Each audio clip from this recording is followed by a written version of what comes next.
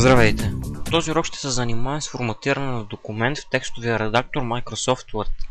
Да започнем първо с това какво е форматиране. По дефиниция, форматирането е промяна във вида на листа или текста на даден текстов документ. Има три основни вида форматиране, а именно форматиране на символи, форматиране на абзаци и задаване на характеристики на страници. Да се спрем на форматирането на символи. Тук сме подготвили един текст, копиран от интернет. Да започнем с шрифта. Шрифта, това е начин на изчертаване на буквите. Можем да променим шрифта на желание от нас текст, като го маркираме и отидем в това падащо меню.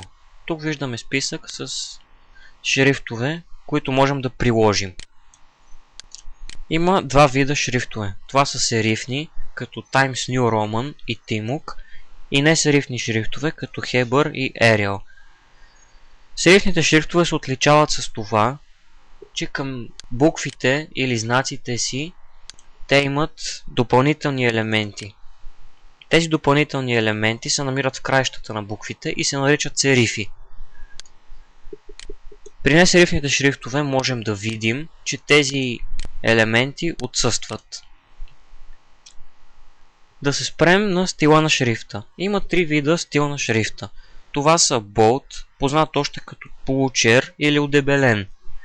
Можем да приложим този стил на шрифта, като маркираме желание от нас текст и натиснем бутонът Bold. Виждаме, че маркиране от нас текст се удебели.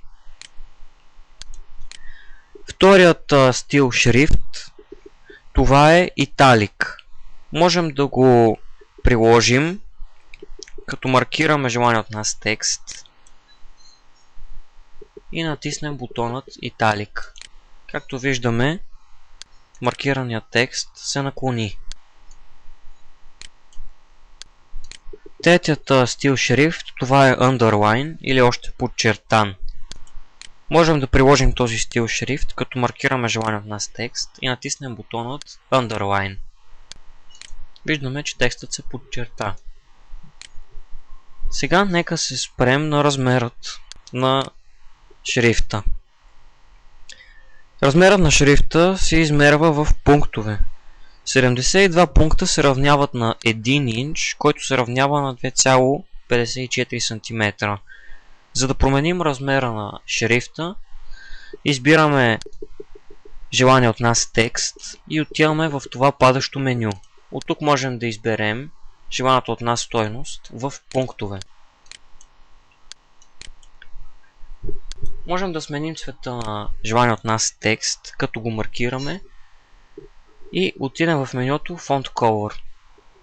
Оттам пада падащо меню, където имаме предложени цветове.